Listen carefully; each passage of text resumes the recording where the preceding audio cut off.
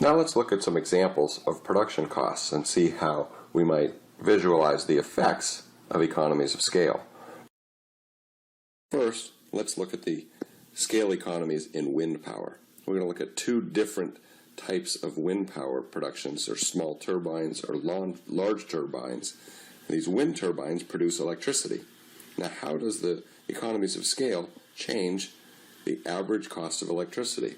Well, let's look across these two turbines. The purchase price of a small turbine is only $150,000. The large turbine is $420,000. The installation cost is the same. The operating and maintenance cost is higher for the large turbine, and so the total cost is significantly higher for the large turbine than it is for the small turbine. However, the large turbine produces a lot more electricity. It produces 20 million kilowatt hours versus 5 million kilowatt hours.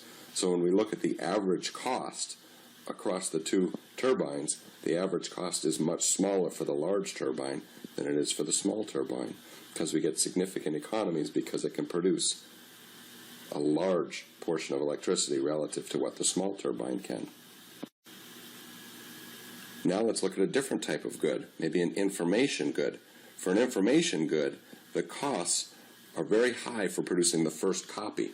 For example, suppose we're trying to produce a music video. The production costs are very, very high. To produce one music video, you have to pay for the entire production process. To produce the second copy of that music video, all you have to do is copy the first one. So the marginal cost of reproduction is very low. What does that mean for average cost? Well, the average cost of the first copy of the music video is going to be very, very high.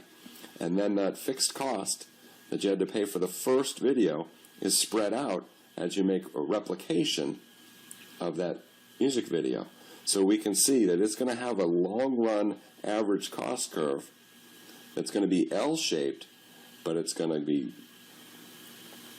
will be decreasing for every unit of output above the first one.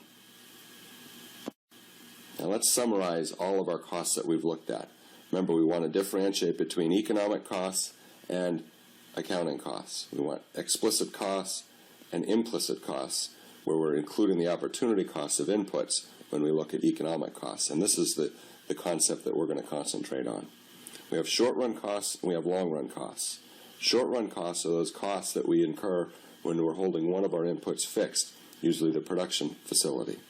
Those short-run costs can be differentiated between fixed costs and variable costs, where the fixed costs are the ones that don't change no matter how much we produce. The variable costs change as we produce more or less. Short-run total cost is the sum of short-run fixed costs and short-run variable costs.